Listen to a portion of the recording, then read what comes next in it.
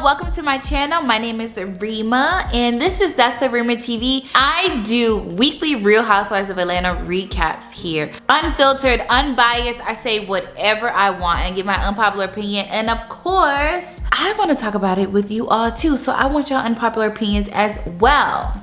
We're about to get into episode 15 recap. In true Phaedra Parks fashion, we ended up at a cemetery for a birthday. And then here comes K. Michelle. Granted, the conversation was about the cemetery and death, but then she starts crying about how she's afraid to die. And at first I was annoyed by it. I'm just like, God damn, girl, you ruining the mood. But then I also had to realize, if I had a botched butt job, had to get so many surgeries, and maybe her surgeries were like life or death, you know, I would be afraid of that too, especially when you're so close to dancing with death. But nonetheless, before we get into it, don't forget to hit that bell notification so that every time I get on here, you are aware that the group chat is jumping. Also, don't forget to give the video a thumbs up. When you do, it lets YouTube know and lets me know myself that you're enjoying my content, and it further pushes my video out there so more people can discover That's the Rima TV. So let's get into it for this time, y'all. Now, I don't know about y'all, but me, I was confused. Y'all know when Phaedra was, well, really, Phaedra, Porsha, basically everybody was at the dinner table, but at the head of the table, you had Phaedra and Porsha. And this was a dinner for Phaedra. I was trying to figure out, why was Porsha sitting at the head of the table with Phaedra? It's Phaedra's birthday. I had to do my research. The reason why Porsha was sitting there was because they both really planned the Scotland trip and they both were on Traitors. So I didn't watch the episode of Traitors, not near one episode. I just know they were both on here. And I know Porsha's time was short-lived. However, that explains, because I was a little confused. Like, why is Porsha here? That's like if you got a birthday dinner and that's like if you had a birthday dinner and it's your birthday, you the birthday, and then your homegirl is sitting next to you at the head of the table. It's like, no, there's not supposed to be one head of the table on the birthday.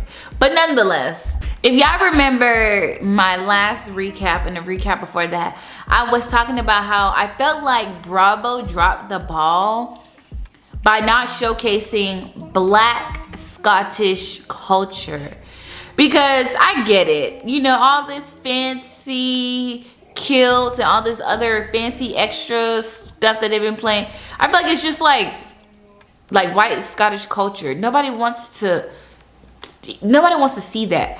We would much rather see, go to like a historical Black cemetery in Scotland. What is some history of Scotland? That would have been the best time to showcase something. But how we end up in a cemetery, that was crazy. And for all my spiritual baddies, you know, you don't just go in a cemetery without being protected, and you don't just leave a cemetery and go home without cleansing. If you know, you know. Now, of course, the elephant in the room, Shamea and Porsha are at a point of no return. And Porsha said that she had plans on rekindling her friendship with Shamea, but I, again, like I said in my last videos, I truly do not believe that. But Shamea is again on another apology tour, and like Pinky said, Shamea's gonna be apologizing over and over and over and over, because it's like you apologize and then you end up doing the exact same thing, which makes no sense. The reason why I believe that Porsha and Shamea have hit a space of the point of no return is because when you start bringing in mothers into the argument, when you start bringing in children into a disagreement that had nothing to do with the price of tea in China, there is absolutely no coming back. That's like if somebody just start talking shit about my dog. Baby, you're done. And honestly, I truly believe the reunion is going to be like 2 hours of something. I know it was so uncomfortable, and I think they just finished filming the reunion. So I'm so interested to see what's going on, and I will be recapping the reunion. The recap's gonna be on time for the reunion. And now season 17 is slowly but surely coming to an end. I know. And I remember in my other video I talked about how Bravo released the seating chart. And let me be honest. Here's my take on who gotta go. All right, so here's my notes. Starting with K. Michelle, the peach has to go. Now remember, if you watched my very first recap, you knew that I was like, K. Michelle is exactly what Bravo needed. I feel like this is amazing. K. Michelle could hold us over, but you know, until Nene gets back. But you know, in the beginning, she came in as herself. She had range. She had a husband, because I mean, technically she is married. So I felt like she was, you know, good on paper. But then she doesn't have what I feel like the show requires, and that is conflict resolution skills. She does not have any of that. And I don't know if it's because she went from like loving hip hop to Bravo. You know, loving hip hop, you could crazy. You bitch, you stupid hoe, you bitch. Oh, she's shaking the table. And y'all act like y'all about to fight and y'all throwing bottles. You can't do that on Real Housewives. Not only does she not have the proper, you know, conflict resolution skills for the show, she cannot even recover properly. Every argument, it's like she holds it in and she brings it. And the same issue she had that she was supposed to speak about on episode 10, we still talking about it in episode 15. But somebody already apologized for it. They thought they moved on, and she still is talking about it. And then this hurt me that you said this. Well, bring it up. Bring it up. No more toxic tweets. Bring it right then and there. Like Porsha said, bring it to my front door. And to be honest, I truly feel like if Love and Hip Hop was still up and running, I think K. Michelle should go back to Love and Hip Hop. I have a strange feeling Andy is gonna give her a peach for next season. I really do. That will annoy the fuck out of me. Like, if Andy were to give her grace and give her that chance, she really has to like prove herself. And word on the curb, this is a rumor, I don't know, allegedly that she may have signed a 2-year contract with Bravo for Real Housewives of Atlanta. I hope that's actually not true. Shamea, I'm conflicted. On one token, I feel like Shamea just don't need a peach. Like I said in my previous videos, I said, Shamea, if I were you, I would make this your last season. I know you trying to achieve so many things. You got the Atlanta Hawks, the Atlanta Falcons. You was on the morning show with Big Tigger. You did so much. You got the rum coming out. You're a wife, like you're a mom. You got so many hats going on. And you're uberly wealthy, like massively wealthy. And I was thinking, like, as much as I feel like she does not need a peach, at the end of the day, we can't take away nothing for Shamea, because Shamea is a housewife. She has the lifestyle that people want to see. She has the husband people do want to know more about. She has what on the outside looking in, like, okay, she has the life. She got the kids, the husband, the money, all this stuff. So maybe a friend of the show, but then I'm also conflicted because it's like, you're like the worst bone carrier and you're always apologizing for stuff and you took it too far, and I don't think Porsha's gonna want to film with you anymore. So really, whole friend are you? I don't get it, because I feel like Kelly barely securing a spot for next season, barely. And honestly, if Kelly does not get a peach next season, I can see bankruptcy and a lot of financial stress ahead for Kelly. Now, who I want to see stay. Now, some of these names are gonna shock y'all, because I know y'all gonna be like, wait a minute, you said in this episode you want this person to go. But hey, some people grew on me. Obviously, want to see Porsha, and I'm really curious. Like, to me, Nene is Real Housewives of Atlanta. Well, yes, currently Porsha is solidifying herself and things are going good. But once Nene gets back on Real Housewives of Atlanta, I truly see Nene taking over. I really do. I see the ratings going through the roof with Nene. I truly do.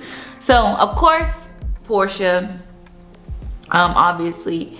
Angela truly grew on me. Maybe episode 5 is when she started growing on me. Whatever episode where her and her daughter were going to looking at property. Angela's shade is crazy, because did she tell Shamea she ain't had to lay on her back to get on her feet? I think Angela has already secured her spot. Andy really, really likes her. So I don't think Angela's going nowhere no time soon. Now Phaedra, absolutely. In fact, I want to see Phaedra next season more than anybody else on the show. Because Phaedra gives the Real Housewives of Atlanta that Southern Belle twang that is very much needed. I enjoy seeing Phaedra. I love the Southern Belle. I love the reads, the shade, the quickness. I absolutely love Phaedra. Phaedra is a real Southern Belle. She's a real representation. Do you know you can walk out here in the streets, and depending on where you go, you can find a real Southern charm like Phaedra. A nice woman from the South, very mannerable, raised in the church. Like, it's a Southern thing. You gotta be from the South to know it. But I definitely got to see. Phaedra is what makes Real Housewives that Southern thing about it. I love it. I love it. Pinky, I want to see Pinky on the show because, again, Pinky is a Real Housewife. Pinky is wealthy, and I do want to see her overcome this bankruptcy so we can get to something different. But I definitely want to see Pinky next. And then Drew, because she actually showed up in the season. But Drew, if you're going to be coming on next season lying and saying that you don't like pussy, then girl, save it. Just stay home. Now, obviously, once we see the reunion, it's going to tell us a lot about who is Bravo keeping and who is Bravo sending the ex to. And, you know, the reunion is around the corner. And I will be recapping every single moment.